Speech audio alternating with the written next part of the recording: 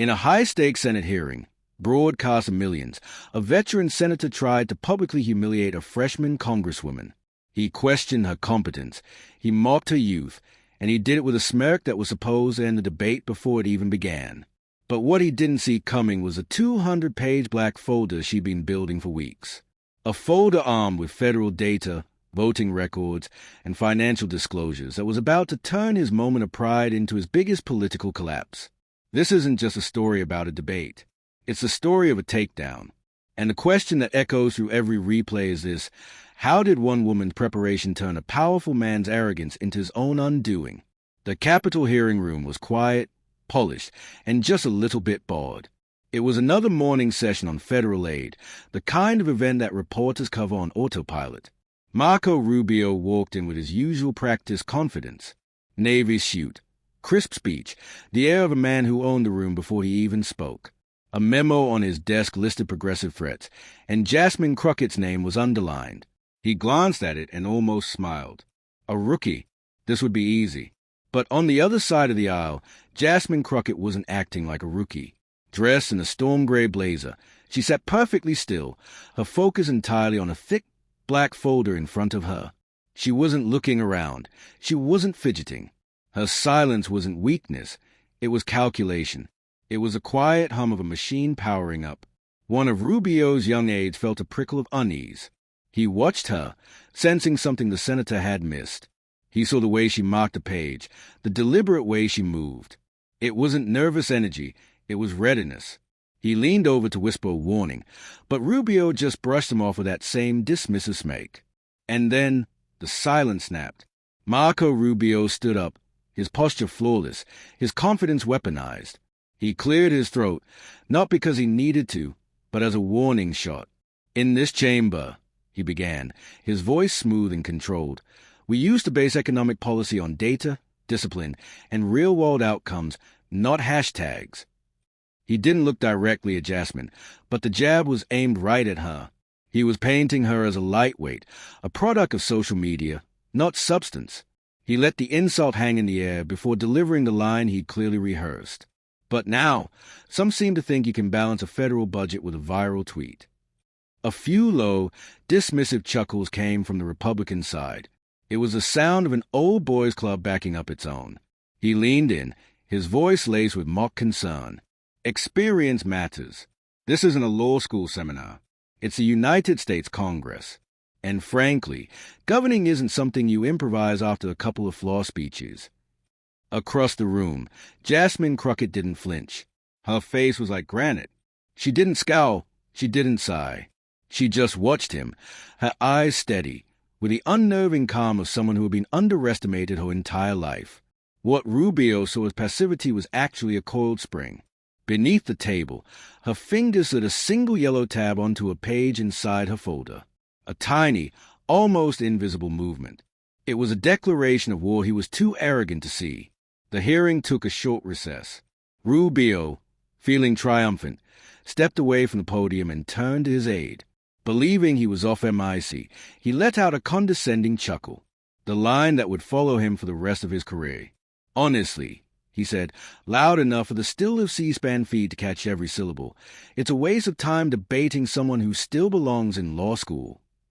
In the tech booth, a staffer's head jerked up. But it was too late. The words were out, broadcast to the entire nation. Jasmine Crockett heard it. Her expression didn't change, but there was a faint tightening at the corners of her mouth. It wasn't pain. It was precision. She reached for her iPad and typed a short, chilling note to her chief of staff. "He just gave me the headline." The gavel came down, and the room returned to order. And that's when Jasmine Crockett rose. She didn't rise with anger. She rose with the weight of someone about to correct the record. She placed one hand on the black folder, and the other on the microphone. Her voice, when it came, was not loud, but it cut through the room with chilling clarity. "I appreciate Senator Rubio," she began, "for emphasizing the importance of experience. So today, I'd like to help him reevaluate his own." The room went still. Phones that were in pockets were suddenly out, recording. This wasn't a rebuttal. This was a recalibration of power. Without another word, she opened the folder. Her voice remained level, almost judicial, as she laid out the first charge. In 2017, Senator Rubio championed a massive corporate tax cut, promising it would pay for itself. According to the nonpartisan Congressional Budget Office, she paused, letting the silence punctuate the fact, it added $1.9 trillion to the national deficit. She turned the page. The rustle of the paper was the only sound. In 2018, he claimed tariff would protect American jobs. But a federal analysis shows they actually led to a net loss of jobs and cost the average American family hundreds of dollars a year. Another page turn. Another indictment. In 2019, he voted against a rural health care package, calling it fiscally irresponsible. In the 18 months that followed, she looked up from the page for the first time, her eyes finding his 32 rural hospitals in states that needed the most shut their doors. These weren't just stats. They were scars, and she was tracing them, one by one, back to him. Across the days, Rubio's composure was gone. His face was pale. He fumbled with his pen, but he wasn't writing anything. The confident man who had walked in that morning was gone, replaced by a defendant watching the evidence pile up against him. But Jasmine wasn't finished. She slid a single sheet of paper from her folder. It was an FEC filing. This document, she said, holding it up to the cameras, shows that in 2018, a political action committee called Jobs for Growth donated $180,000 to the senator's campaign. She let that number sink in before delivering the final, devastating blow. That same PAC, she continued, her voice unwavering, is financially entangled with a healthcare contractor currently under federal investigation for stealing COVID relief funds. The air in the room turned to ice. A staffer in the back literally gasped. Jasmine's eyes locked onto Rubio's.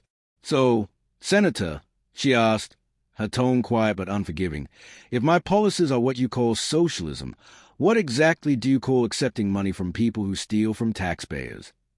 It wasn't a question. It was a gavel. Silence. A deep, paralyzing silence. Rubio just sat there, trapped. He had no defense. He'd been hit not by an insult, but by a receipt. And then came the final act. Jasmine tapped her iPad, and the large screen behind her lit up. On it was a simple, brutal bar graph. It tracked the factual accuracy of Rubio's public economic statements over the last decade. The result was devastating. Factually correct, 12%. Misleading, unsubstantiated, or false, 88%. The numbers hung in the air like a judgment. She didn't have to say a word. The data was doing all the talking. But she did. She said, enunciating every syllable, as the senator suggests, too inexperienced for this chamber, then what do we call someone who had been wrong 88% of the time and still gets to call himself an expert? The room was frozen. Rubio stared at the screen, the color drained from his face. The man who had built a career on confidence had just been dismantled by competence. The silence stretched on, becoming more and more damning with every second he failed to respond. Finally, he stood up, not with a flourish, but like a man trying to escape a fire. He grabbed his MIC, his voice brittle. I have a defense hearing at 3, he stammered. It wasn't a defense, it was an exit strategy, and everyone knew it. As he turned to leave, his back to the room, Jasmine delivered the line that would be quoted in headlines for weeks. Her voice held no malice, only a profound, unshakable certainty. I understand, she said. Not everyone has the courage to sit with the truth. Rubio didn't look back. He just walked out the door, his confident stride now a hurried retreat. He had walked in as a senator. He left as a cautionary tale. The aftermath was immediate and explosive. Crockett's folder defeats Rubio screamed one headline. The audit declared another. The black folder became an icon, a symbol of preparation, truth, and the quiet power being underestimated. Social media lit up. The takedown was called a masterclass in controlled demolition. The 88% graph became a viral meme, but it was more than just a viral moment. Rubio's donors got spooked. His influence in his own party began to quietly erode. The playbook for dismissing a young, black, female opponent as emotional or unqualified had just been rendered useless. She hadn't played their game. She had brought her own, and it was based on facts. Jasmine Crockett, meanwhile, became a new kind of political star, not for her volume, but for her precision. She was invited on every major news show, not to gloat, but to explain her method. In one interview, she was asked how it felt to go viral for humiliating a senior senator. Her answer revealed everything about who she is.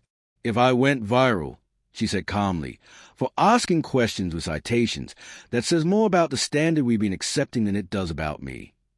And in that moment, the country realized what had truly happened. This wasn't just a victory for one woman. It was a victory for a different kind of power. A power that doesn't come from a title or from seniority, but from discipline, from doing the work, from being so thoroughly prepared that your truth becomes undeniable. Jasmine Crockett didn't just win a debate. She raised the standard. She proved that you don't need to shout to be heard. You just need to have the receipts. And in a world full of noise, she reminded us that sometimes the most powerful thing you can do is quietly, calmly, and without apology, present the facts.